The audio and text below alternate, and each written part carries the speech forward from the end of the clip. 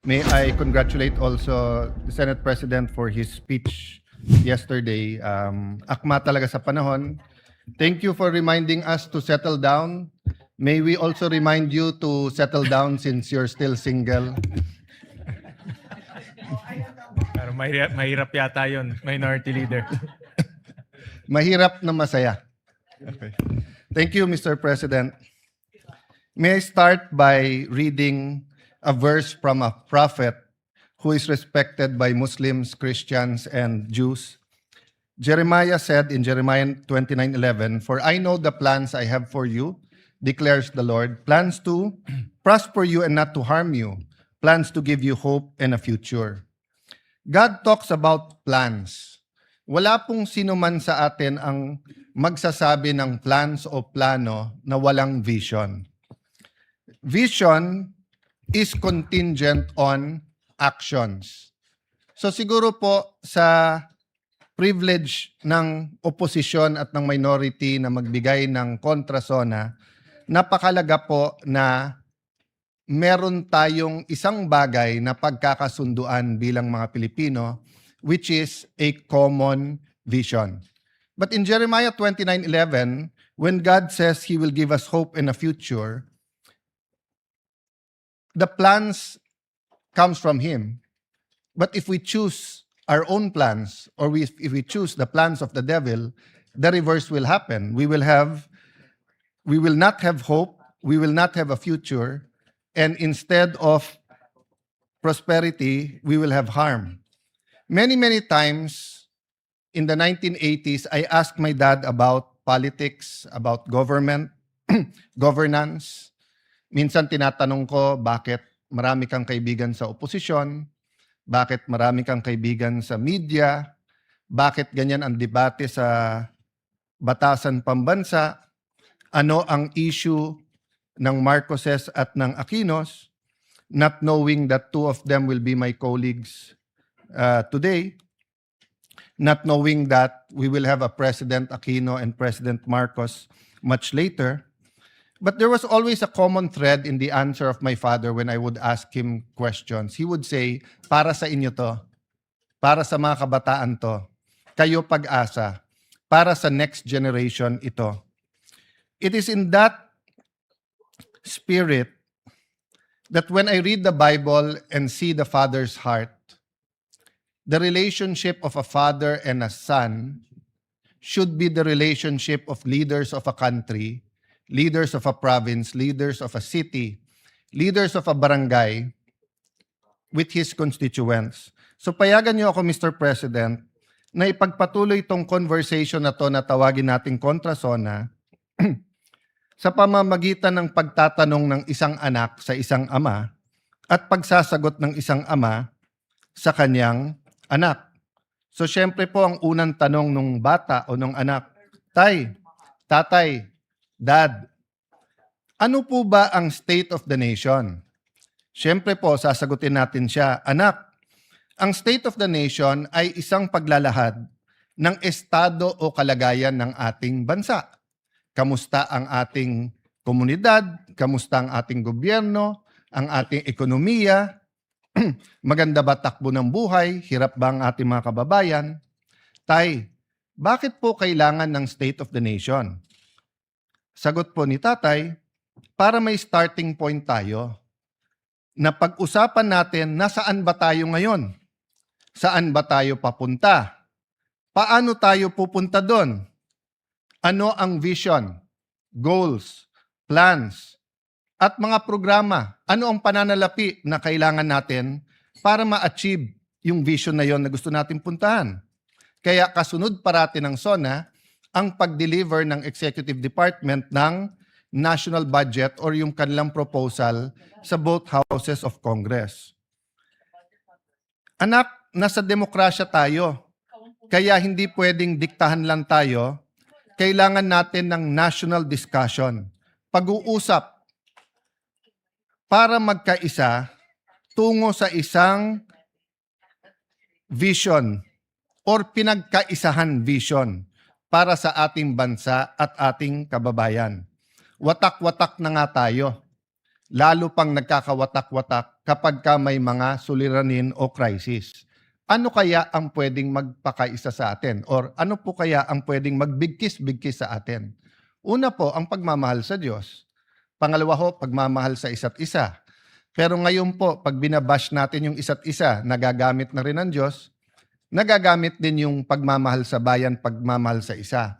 So may I propose that we work together for a common vision. We will disagree how we get there. We will disagree what to prioritize, how much to put where, how much time to spend on each issue. But if we agree on a common vision, then we have something to truly give the next generation. Tay, ano po ba ang vision? Ano po ba ang goals? Ano po ba ang plans? Vision ay siyang nakikita ng isang leader o na isang community. Ito ay isang kaisipan na kung saan niya gustong dalhin ang kanyang pinamumunuan. Kailangan ng pagkakaisa papunta sa isang vision.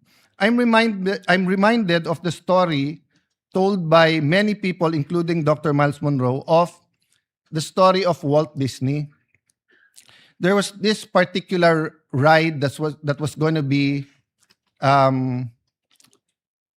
groundbreaking, first of its kind sa Disneyland. He put a bench, he continued to just look at that area, then started drawing, then called his engineers at sinabi niya sa engineers, eto ang gagawin natin bagong ride. Magiging bagong section ito ng Disneyland. He died before it was completed.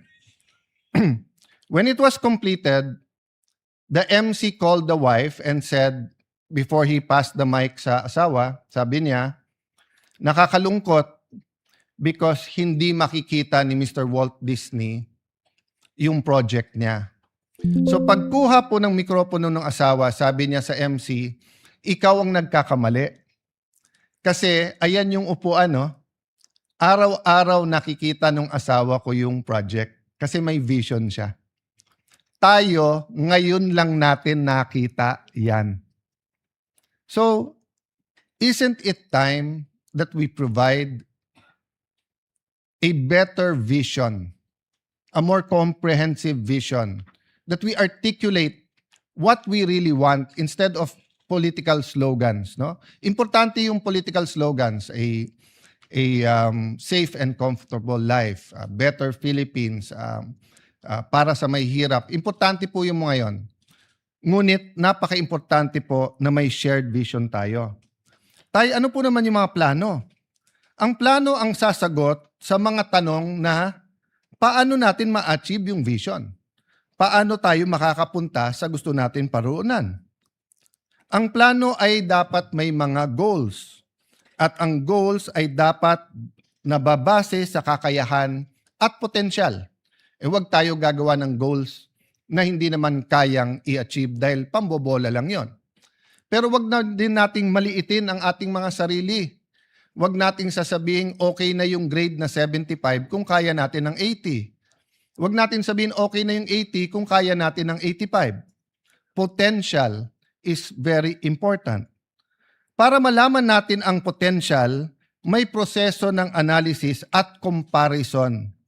Kailangan natin maikumpara sa tamang paraan ang ating bansa na ikumpara sa mga mauunlad na bansa at sa mga bansa na ka-level natin. Tulad ng Singapore, Thailand, Vietnam, Malaysia, at mga bansa na mas maunlad sa ating katulad ng Japan. Of course, ngayon sasabihin natin Korea, but once upon a time, baliktad yung storya. Balikan po natin yan. Tay, magbigay ka naman ng halimbawa. Anak, tignan nyo yung GDP per capita natin in current dollars.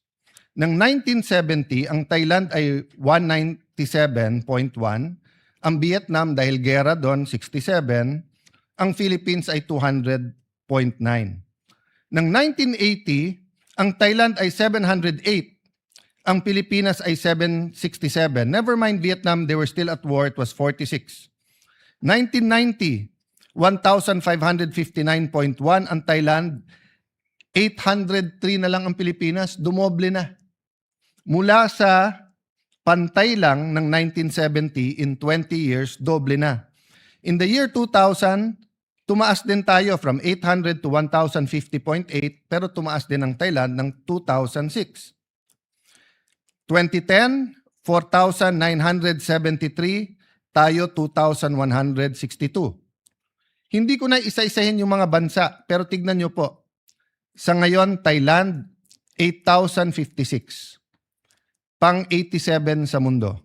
Pilipinas, 4,170, pang 119 sa mundo. Vietnam, 5,066, pang 101, pang 111 sa bansa. Pero tignan nyo po, 1970, 67, 1980, 46, 1990, 98. Hanggang 1990, $100 lang ang per capita nila. 2,404. 2010, it was 1,600. Pero ngayon po, nasa 5,000 na. Malaysia, 13,000. Singapore, 98,000. South Korea, 36,000. Japan, 35,000. Tay, ano ba ang estado talaga ng ating bansa? What is the state of our nation? Ang estado, anak, ng ating bansa, ang ating bansa ngayon ay dumadaan sa kahirapan. Mahirap, anak, mahirap. Mahirap, ngunit malaki ang potensyal. Mahirap, ngunit may dahan-dahan na pagbabago. Mahirap, ngunit malaki ang potensyal.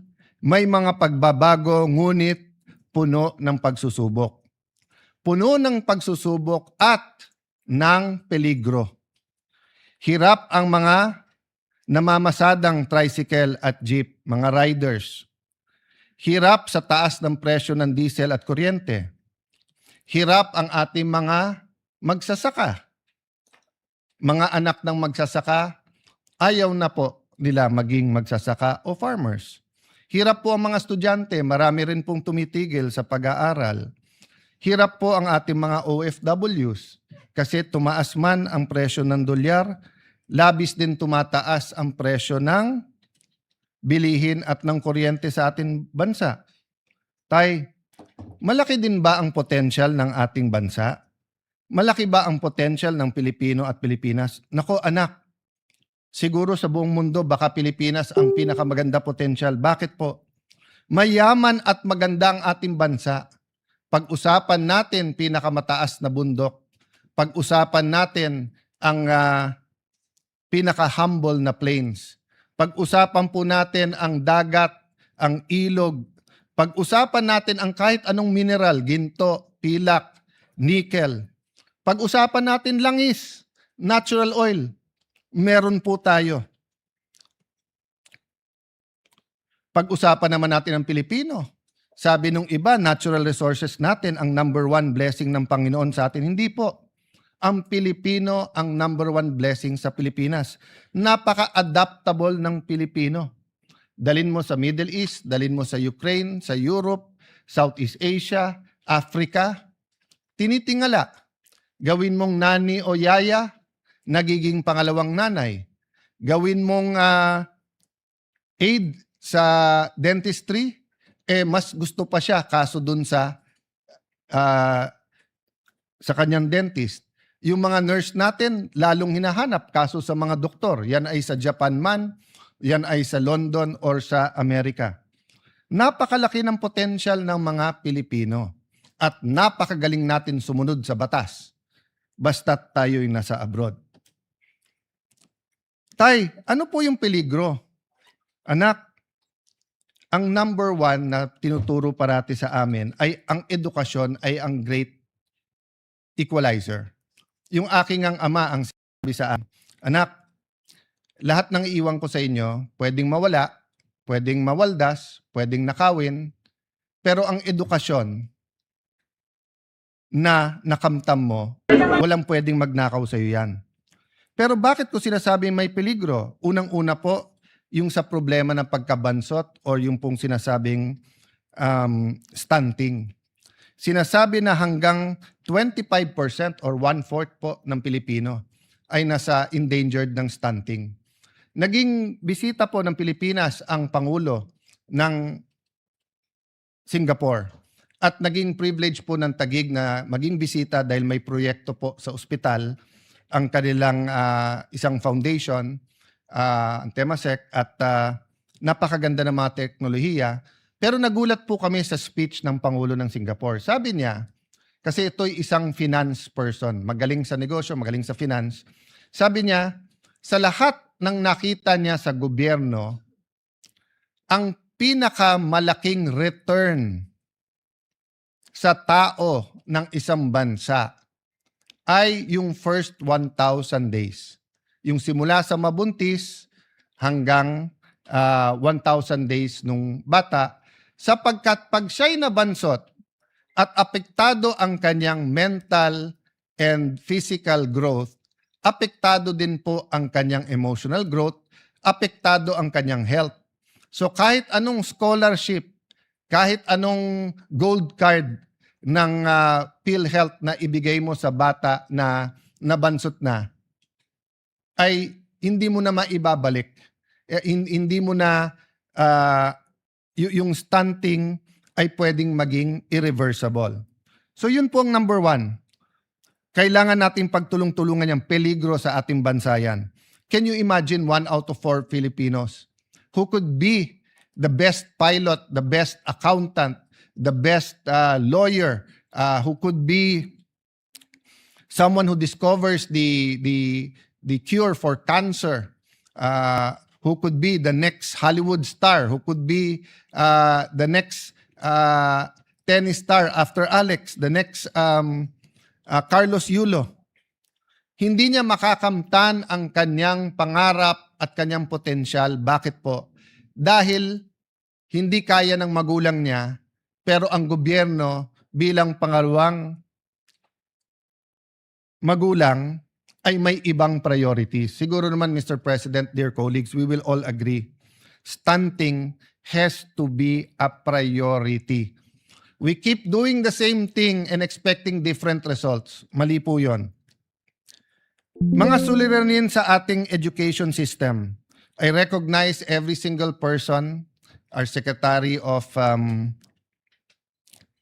Education, Secretary Angara, our colleague Bam Aquino, every single person here, Ate Pia, Tess Daman, Joel Villanueva, lahat po, siguro isa-isahin ko lahat ng senador dito. Of course, committee chair din ng Education Committee who did a great job, si Senator Win Gatchalian.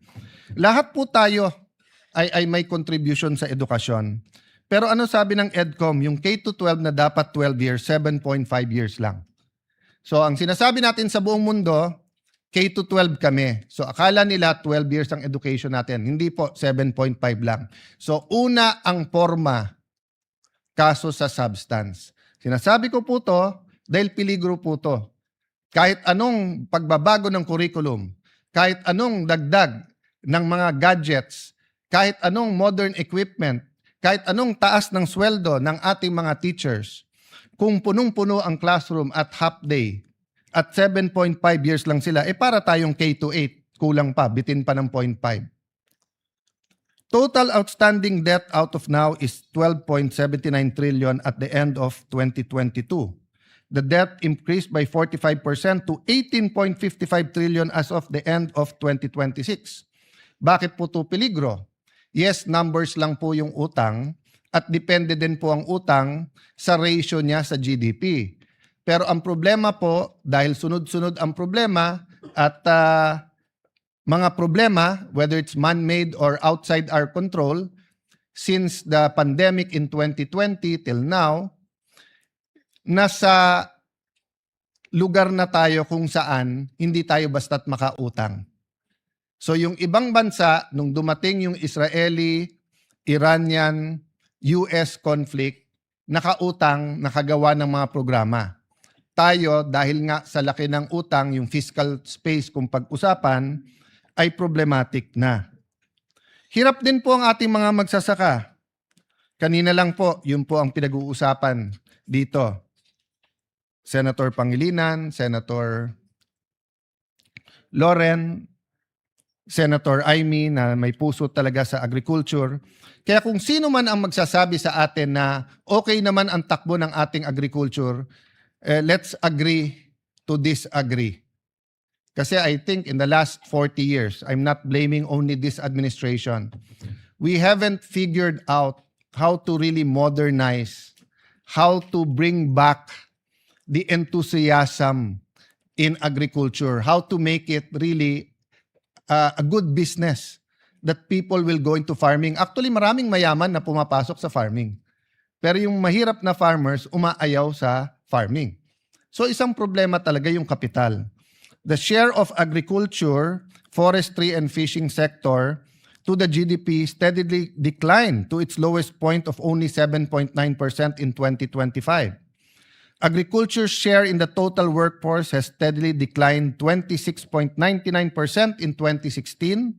8 years lang po. In 2024, it was only 20.61% as the economy shifts towards services and industry. Maganda naman po ang services at saka industry. Pero nakita natin yung problema ng supply chain. Nakita po natin yan nung pandemic. Kailangan ng isang bansa na singyaman natin both sa lupa at sa forest, sa bundok at saka sa dagat. Kailangan we learn to be self-sustaining and produce our own food. Agricultural workers are also receiving the lowest wages among economic sector. Poverty incidence remains high among agricultural workers and farmers, 27%, and fisher folk, 27.4%, based on PSA data of 2023. Parati kasi tayong nagdi-disagree, kaya napabayaan ang agri. 'Di ba? Marami po talagang magaling sa Pilipinas, 'di ba? We really disagree with many things. So, ang napabayaan yung agri. Mr. Senate President, do you agree? Mas mahirap ang maghanap ng trabaho, pero nahihirapan na po ngayon ang ating mga trabahador. Lahat po ng may trabaho, especially kung daily wage earners, hirap po talaga. Kasi we have a minimum wage, we do not have a living wage that the Constitution envisioned. The Constitution envisioned a living wage. What is a living wage? Sapat sa sa tirahan, whether yan ay rerentahan o huhulugan, sapat sa pagkain sa buong pamilya, 3 beses man lang sa isang araw at ang Pilipino ay mahilig magmerienda.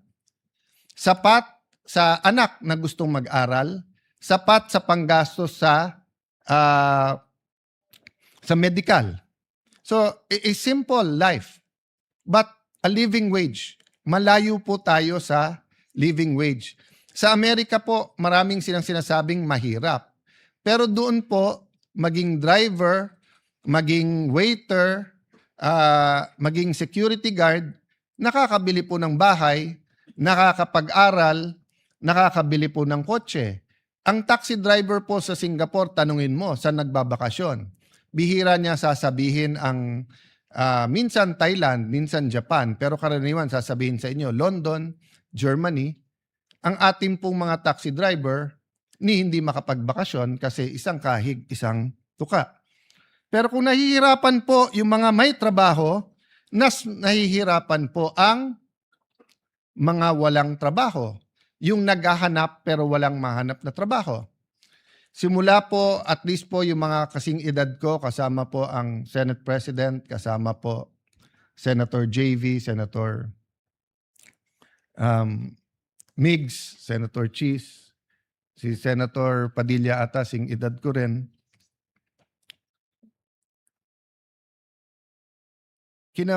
Namulat na po kami na may OFWs. And may lugar po na mabibilib ka, for example po, ibang-iba ang akalain ko sa Saudi. Pero pagdating ko doon po, kahit draftman kahit hindi po siya architect or engineer, bossing-bossing doon. Talagang sanay sa mga lugar, etc. No? May mga peligro din, pero lalo po kung ikaw isang professional, ikaw isang architect, for example, doon, na pagtatapos yung anak at magka-ambisyon man sila na yung anak nila ay magtrabaho din doon, it is from strength to strength or from one level of socioeconomic status to a higher level. Hindi katulad po, for example, ng iba nating mga nani sa Hong Kong na ang kinikita ay katumbas po ng 18 to 25,000 pesos. Kung 5 yung anak, it barely pays the bill. So malamang po yung asawa OFW din. So malamang po yung anak kay tita or kay tito or kay lolo o kay lola tumitira at lumalaki. At ang problema, dahil nga sa poverty, hindi rin po nakakatapos yung iba. Second generation sila na OFWs, pero hindi tumaas ang antas ng trabahong at ng kita na inaasam-asam nila. So ang tanong ko, Mr. President, going back to vision, can we not have a vision, whether it's 5 years, 10 years, 20 years, where a Philippine president can say, at this year, there will not be any more, let's say it's 2026. Wala bang pwedeng magsabing in 2041 or in 2050? Yung totoo hindi bola. O in 10 years, wala nang Pilipino na OFW na napilitan lang mag-OFW dahil walang trabahong maganda sa Pilipinas. So you will always have expats, you will always have OFWs who want to work somewhere. So if artists love Europe, let them go to Europe. If you want to specialize in a certain branch of medicine and want to study in the US or London, you're free. But yung sasabihin mong, hindi, chef ako. So may nakausap kami sa Singapore. I think ang sweldo doon is between 70 to 110,000. Semi-fast food pa yon. Sabi niya, sir, kalahati lang. Kung 110 ang sweldo ko dito, kitain ko lang 55,000 sa Manila. Okay na ako. Pero kung hindi ka rin naman chef ng first class na restaurant o hotel, hindi ka naman kikita ng 55,000 dito. So napipilitan siya mag-abroad. At pag tinanong mo bakit, hindi para sa sarili niya. Hindi para magka-iPhone siya. Hindi para magka-kotse siya. Kung hindi para makapag-aral yung kanyang mga anak. Para may bahay ang kanyang mga anak. Negosyante, Mr. President. Usually, negosyante ang nagbibigay ng kulay, nagbibigay ng sigla, at pumapalakpak pag may sona. Pero yung sunod-sunod na problema, some we under our control, some hindi. What is not under our control? 2022, patapos yung pandemic, nangyari yung conflict ng Russia at Ukraine, may mga inflation na nangyari. Flood control, in a sense, it's under our control because it could have been stopped, pwedeng hindi, or how are we handling it? Iran, US, and Israel, it's not in our control, but how we reacted is up to us. Nauna pa yung Senate eh. Yung sa ating protect at ang ating Senate President nagpatakbo nun. Yung uplift, sumunod na lang yon. So we could have reacted faster and better. Having said that, nandyan na yan, how do we prepare ourselves to not only be active, proactive, but to really achieve what we can achieve through our potential. Hindi yung pwede na. So tay, tanong nung anak, sinong may kasalanan? Well, anak, madaling magturo. The easiest thing to do for the opposition is to point at the administration. The easiest thing to do for the administration is to point to the secretaries. Secretaries can point to Congress, which they sometimes do. We sometimes point to them because it's the implementation. The local government will point to us, and then to the national government and the local government, and the national government will point to the businessmen. So ang daling magturo. Pero siguro, anak, for the sake netong state of the nation at paano tayo magkakaroon ng common vision, sabihin na lang natin ganito, parati naman merong kasalanan, pero ang pag-usapan natin, sino may responsibilidad? Kasi maaring hindi mo kasalanan, pero may responsibilidad ka pa rin. Di ba? So, those not involved in the flood control are still responsible na ayusin natin ang bansa at tanggalin ang corruption. Those walang kasalanan dahil tumaas ang presyo ng diesel, dahil may problema tayo sa fertilizer, dahil byproduct siya ng natural gas. Di natin kasalanan yon. Pero may responsibilidad tayo sa mga jeepney drivers, taxi drivers. Sa ating small businesses, all around the world, same statistic, halos. Sabi po natin dito, and I think the Senate President cited this during his opening of the session yesterday, 99.63% of establishments are micro, small, and medium enterprise, contributing 66.97% to job generation and 40% to our GDP. Pero anong number one problema ng negosyo sa ating bansa? Dagdagan ko pa, problema ng gusto magnegosyo, may magandang idea, masipag, matalino. Pero ang problema, walang kapital. Pag tinanong ng gobyerno, ang gobyerno, saan kami kukuha ng kapital? Sasabihin bangko. Hindi ka naman basta pautangin ng bangko eh. Land bank nga eh. Nasa batas na nga na magpautang sa magsasaka. They'd rather pay the fine than magpautang sa mga agribis na maliliit. Kung wala ka rin isasanla sa bangko, wala ka rin titulo ng lupa o wala kang sasakyan, wala kang mga ari-arian, sasabihin sa'yo, diyan ka sa pawn shop. Eh sa pawn shop, bukod sa mataas ang interest, may isasanla ka pa rin. So, saan ang baksak ng ating mga kababayan? Sa 5-6. Don't get me wrong. 5-6 is a service. Di ba? So, for example, sa palengke, wala ka ng kapital, eh may piyesta o kaya Pasko, maraming namamalengke. Eh kung kikita ka naman ng more than 20% in 1 month, let's say 25-30% tubo mo o kaya 10% per week, so 40% a month, kapit ka na sa patalim sa 5-6. Kasi yung 5,000 mo, babayaran mo ng 200 a day, 6,000, may get 20%.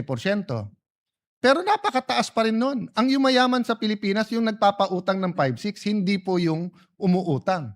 So pagdating po sa gobyerno, sabihin, ilan administrasyon na, Sir, bakit hindi natin magaya yung 5-6? Bakit hindi tayo magkaroon ng programa?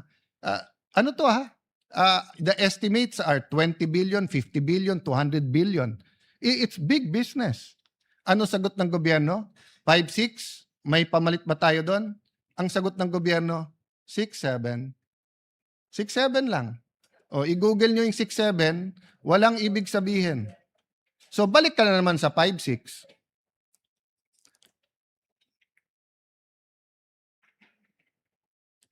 Children in conflict with the law. Yan ay isang debate. Mainit ang debate dyan. Pero hindi ba mga kababayan, mga kapwa magulang, kung itong tatay na to ay sinasagot po ang tanong ng anak? Responsibilidad din yan ng magulang, ng teachers, ng simbahan, ng mga komunidad. Sabi nga po, di ba ni Hillary Clinton, it takes a village to raise a child. Yes, there is something that caused that child to become violent. Whether siya may mental disease or problem, whether siya na-depressed, whether siya ginamit ng mga kriminal, the point is, Mr. President, there is a blame, but there's also a responsibility. Pag ang isang lugar, whether sa US yan, whether sa Latin America, whether yan po ay sa Africa, whether sa Tondo, whether it's in any rough neighborhood, at sasabihin marami ng gangs yan, it is our joint responsibility. In the end, there is a specific blame, and there is a general responsibility. Habang usapan natin yan, mahabang usapan yan, Mr. President, but eventually, we do have to discuss it sincerely and very deeply. Tay, bakit mahirap ang ating estado? Ano ba ang pumipigil sa ating bansa? Well, may mga bagay nga na wala sa ating control, yung mga external. May mga bagay na nasa ating control. Pero may mga bagay din na ina-address natin directly, pero ang problema, kultura. For example, we have to address corruption. But we have to address the culture of corruption. Sasabihin natin, wag magnakaw sa flood control, pero ina-address ba natin ang pandaraya pag nangongopya sa exam? Ina-address ba natin yung simpleng pagsisinungaling sa araw-araw? Ina-address ba natin na sa bawat kailangan ng Pilipino, lisensya, business permit, real property tax, customs, ay may lagayan? So, the culture of corruption continues to lay hold. And as a Christian, I believe there's a spiritual aspect to that battle. There are spirits that control, di ba, that are principalities and authorities. Kaya sabi sa Bible, you have to bind, then you have to occupy. Hindi sapat na mawala yung iba't ibang scam. Kaya nga palaki ng palaki ang scam sa ating bansa. Policies ay nagpapahirap din sa atin. Nabanggit ko na kanina yung K-12. Mukhang tama si Senator Jinggoy Estrada. Tanggalin na natin ang 1 o 2 taon sa senior high kasi K-10 na 10 taon na nag-aaral ang bata na mas kumpleto ang gamit niya ay mas mabuti kaso sa K-12 pero 7.5 years lang ang pinapasok ng ating bata. Another example, ang bata ngayon karaniwan sa highly urbanized ay half day. Sabi niya, Tay, ang ganda naman ng tinuturo ng aming mga teachers. Magagaling naman ang aming mga teachers. Yung nasa mga religious schools, parochial school, Christian schools, yung mga nasa madrasa, Brother Robin, no? Sabi, maganda naman tinuturo sa amin eh. Maka-Diyos. Anong problema? Hindi po kung ano tinuturo nila, kung anong nakikita nila. Children learn by what they see, what they experience, not by what they are taught. So, Mr. President, that's a lesson. Mr. President, that's a lesson to us. It is a lesson to us, Mr. President, that in everything we do, the children are watching. And they learn from that. So whether it's the internet, television, whether it's news, whether it's cartoons, whether it's video games, all of this influence them. So what's the solution? Maging klaro kung ano tama at kung anong mali. Di ba? Kahit mapanood nila, pero nakita nila, eto, naparusahan dahil mali, matututunan nila mali. Pero Mr. President, pag nakita nila yung mali, nagiging tama sa matatanda, I remember in the 1980s, yung kasama ko parate, he was in the Marines and they were asked during martial law to lecture about not having colonial mentality. Ano po ang ginawa nila? Nagtuturo na ang local is as good as imported. And then kumuha ng sigarilyo, at that time, dito pa pinapasok yung sigarilyo, kinuha Blue Seal. So, yung mga tinuturuan, hindi matuto. Mr. President, pumunta ka ng Hong Kong, Singapore. Sabi ni Senator Pia, pati sa Thailand. Napaka-liberal na nga sa Thailand dahil ang cannabis ay pwede, pero ang vape hindi. I think kay Senator Win Gatchalian, ang ating Senate President, without an S, sorry. Ang halimbawa, ang nagsabi na may nagpakita ng statistics, I think that was 3 years ago, na despite being heavily regulated, hindi na re-regulate. Halimbawa, sa Baguio City, inulat mismo ng City Health Office na may 350 menor de edad ang nahuli dahil sa pagve-vape sa loob ng 1 taon.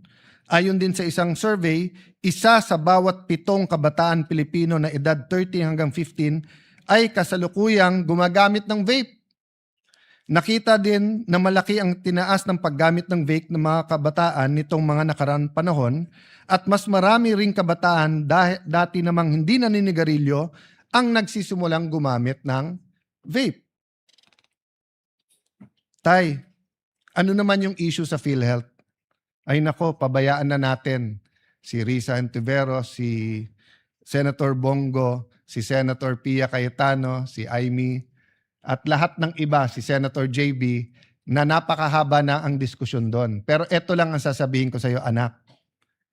20 years ago, more or less, or more pa, maybe more than 20 years ago, nagkaroon ng programa ang Thailand. Magbayad ka ng 100 baht, libre na lahat sa ospital. Ngayon, 30 na lang. 30 baht, libre lahat. Ba't hindi po natin magawa yon? Ganun lang kasimple. Medyo humaba na yung speech ko, anak, kaya hindi ko nababasahin yung statistics ng health. Tay, pinapanood ko ang Pangulo kahapon, bakit unang-una niyang binanggit ang flood control? Ganyan ba ka-importante yung issue na yan? Bakit una niyang binanggit? Anak, biggest issue of the year yan eh. At pinakamalaking skandalo sa corruption in our history. Anak, importante ma-resolve yan. Anak, importante malaman ng taong bayan yung tunay na nangyayari, anong ginagawa, anong pwedeng gawin, anong reforma ang pwede. Anak, dapat kasi bumalik ang tiwala sa leaders at sistema. Pag yan ay hindi binanggit at hindi inayos, lahat ay suspect. Anak, napaka-importante, madapa man ang isang bansa, ay siya'y bumangon. So, in other words, genuine reforms. Symbols matter, anak. Pag may mga skandalo na tumatama sa isang bansa, may isa o dalawa na bukod tangi dahil nagiging simbolo. Either simbolo kung paano ni-resolve ng isang bansa at paano niya nilampasan ang corruption, or simbolo kung paano nanatiling nakadapa ang bansa at hindi makatayo.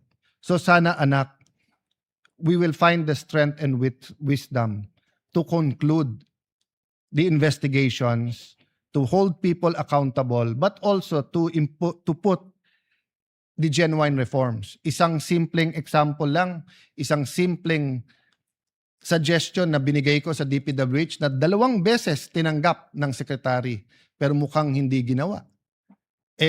Ordinaryong cellphone, kunan lahat ng projects para makita kung may ghost o wala. So 1 year later, the problem is hindi pa kumpleto yung data. Pero wag ka mawalang ng pag-asa, anak.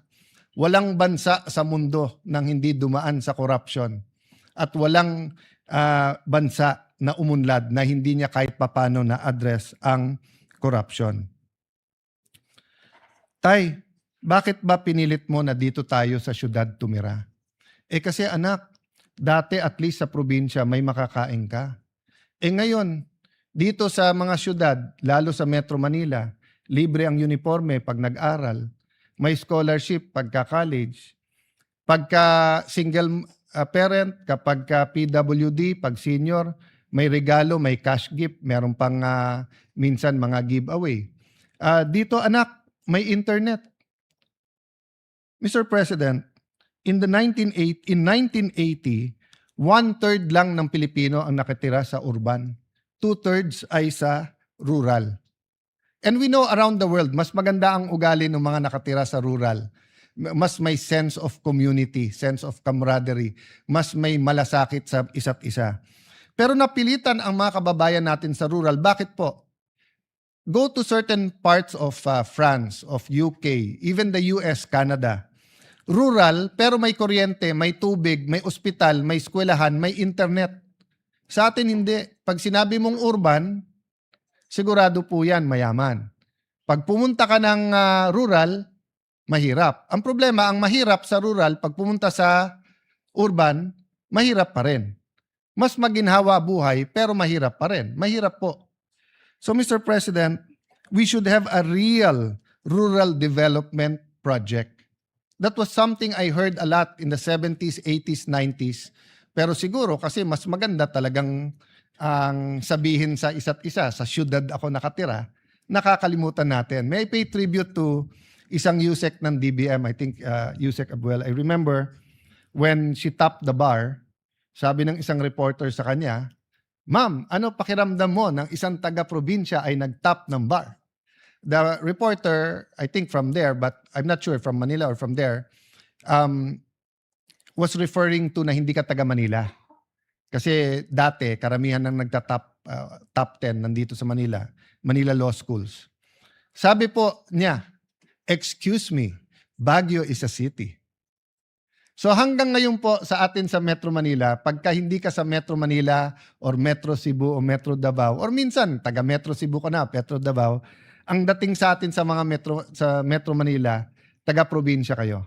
Walang masama po maging sa probinsya. Ang problema po, bakit wala tayong rural development program? Which brings us to transportation. Mr. President, ako'y natutuwa nung narinig ko po yung additional trains at stasyon na sinabi in both zonas. Last year zona at ngayon. Pero bakit po, kung titignan natin ang national budget, kalye pa rin ang ating tinututukan. Tignan nyo po ang Laguna Lake, Lakeshore, yung ginagawa pong highway po dyan. Nasabi natin last year at umuo ang DOTR Secretary, umuo ang DPWH Secretary, na pag-aaralan nila kung lalagyan man ng kalye, lalagyan din ng tren. Pero wala akong nababalitaan magandang plano para sa tren na magkakabit ng probinsya ng Rizal, probinsya ng Laguna at Metro Manila. Napakasimple lang po niyan. Ginagawa na po yung kalye. Nire-reclaiman na po yung lake. Ganon din po ang Mindanao Railway. I have to speak because wala po dito si Senator Bato. Pero sa last year budget natin, inamin po ng DOTR kung lalagyan lang nila ng 10 bilyon.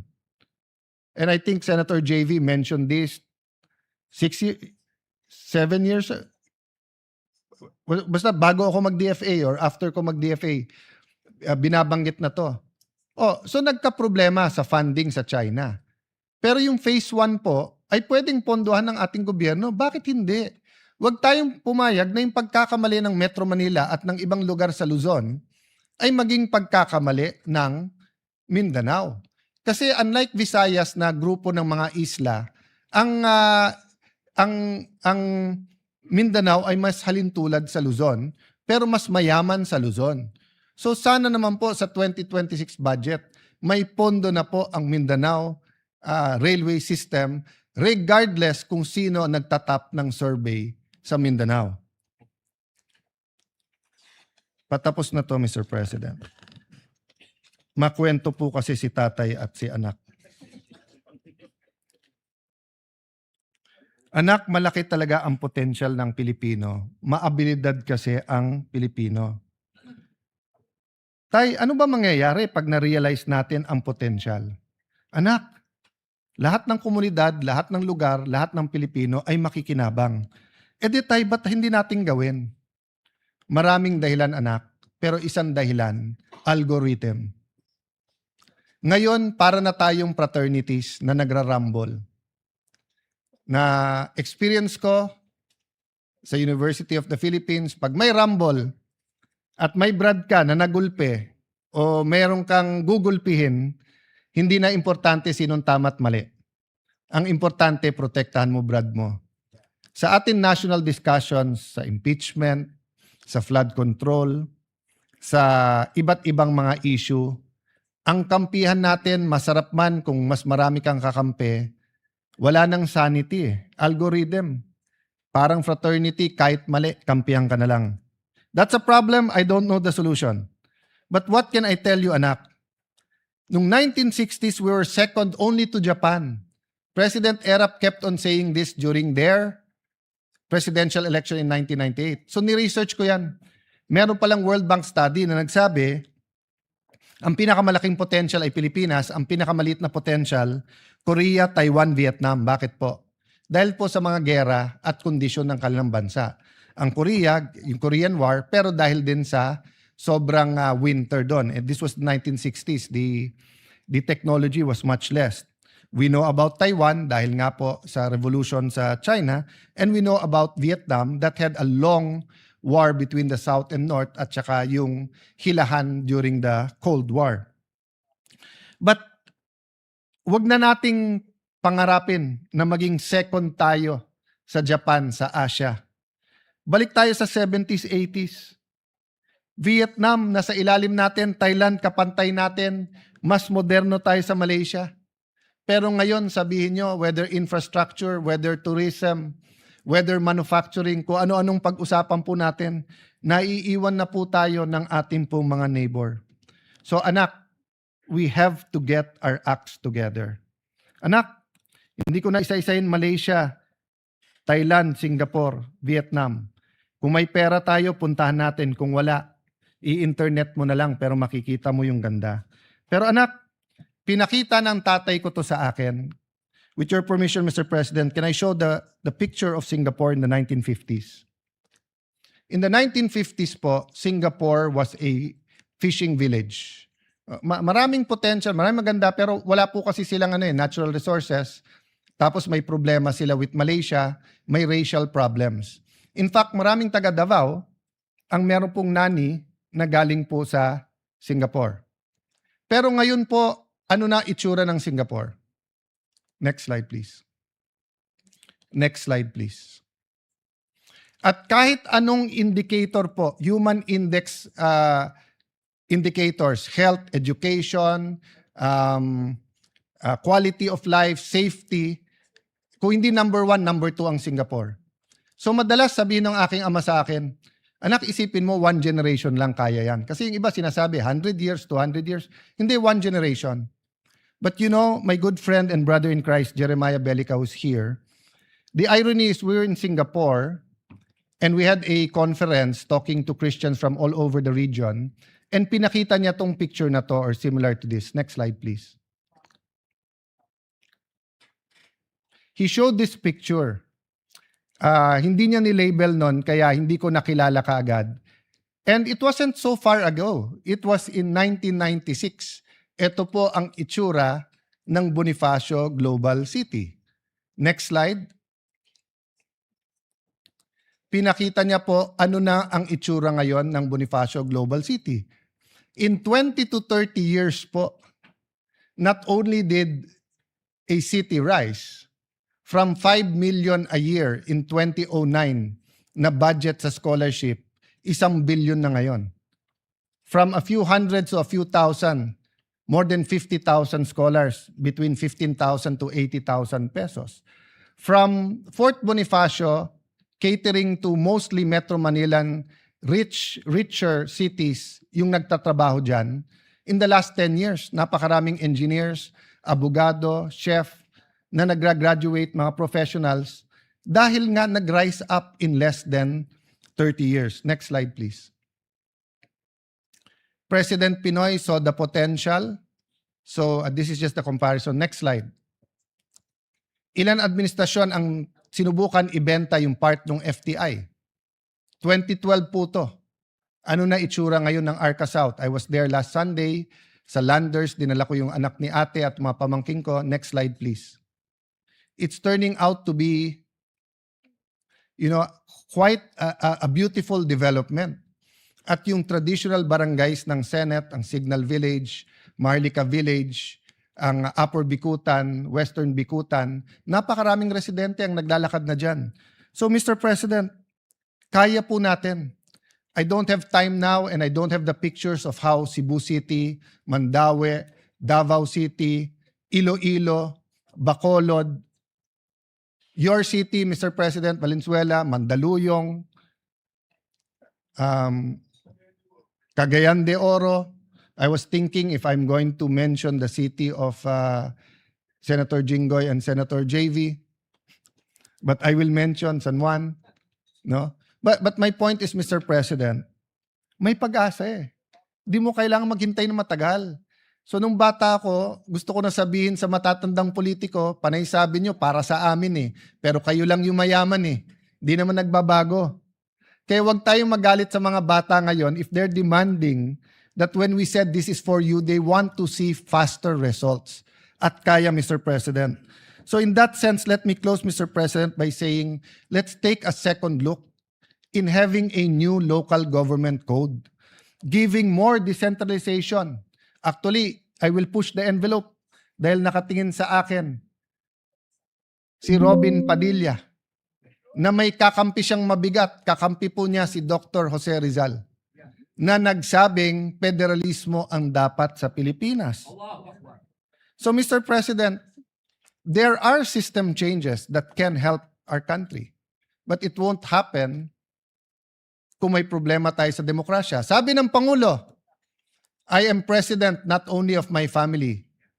And it is worth yung palakpak na binigay sa kanya. But can we add, the president is also not only the president of the administration. He is also president of the opposition. And respectfully, I believe that Senator Bato is fleeing unjustly because he cannot get justice. I believe Senator Jinggoy and Senator Marcoleta are political prisoners, and that if it wasn't weaponized, they will be able to at least go out on bail. So, Mr. President, these are things that we should talk about as a Senate. Beyond politics, beyond emotions. Sabihin nyo na mali ako, but should they be allowed to attend the impeachment? Sabihin nyo na mali ako and they're not political prisoners, but are they getting the justice? Pantay-pantay ba ang hustisya o selective justice po tayo ngayon? Mr. President, I don't know if there's a slide, but if there is, please put it on. So ang huling tanong nung anak, Tay, ang daling sabihin common vision. Pero ano yung common vision na yan? Actually, nasa preamble ng ating Constitution. And allow me to read it. We, the sovereign Filipino people, imploring the aid of Almighty God in order to build a just and humane society and establish a government that shall embody our ideals and aspiration, promote the common good, conserve and develop our patrimony, and secure to ourselves and our posterity the blessing of independence and democracy under the rule of law and a regime of truth, justice, freedom, love, equality, and peace, do hereby ordain this Constitution. Anak, ito ang batas ng ating bansa. Pero may mas mataas na batas dito, ang batas ng Diyos. Anak, ang isang bansa na hindi niya kilala ang kanyang sarili, yung walang identity, walang mangyayari. So Mr. President, let me put that forward. Whether as individuals, as a community, as a country, let me quote Dr. Miles Monroe, identity is important. Who am I? Second, what am I meant to do? A question of purpose. What is the purpose of the Philippine nation? And third, destiny. What am I meant to do? If we understand the preamble of the Constitution, we understand the law of God, we understand our destiny, purpose, and identity, we will be on our way. So let me close by telling our mga anak, manampalataya po tayo, anak. Let us believe, but let us act. Faith without action is dead. Sabi sa Jeremiah 29:11, for I know the plans I have for you, declares the Lord, plans to prosper you and not to harm you, plans to give you hope in a future. But it is followed by Jeremiah 29:12 and 13. Then you will call upon me and come to pray to me, and I will listen to you. You will seek me and find me, and you will seek me with all your heart. So that's my prayer today, Mr. President, that despite the toxic politics, despite our disagreements, let us all seek God and have faith that when we seek Him, we will find Him. And when we find Him, He will show us His plans to prosper us and not to harm us, plans to give us hope in the future. Thank you, dear colleagues, for this opportunity. Maraming salamat, Minority Leader, and maraming salamat sa iyong mga obserbasyon. At sang-ayon po ako na isa sa pinakamabigat na problema ho natin ay yung stunting or malnutrition ng ating bansa. Kayo bilang member ng EDCOM at itong kinatawan rin ay isang member ng EDCOM, nakita ho natin na mabigat po ang problema ho natin sa malnutrition. At yan rin naman po ang tututukan ng Senado, higit sa lahat ng ating bagong finance share para malagyan po ng pondo yung first 100 days at yung laban ho natin sa malnutrition. So maraming salamat sa ating Minority Leader.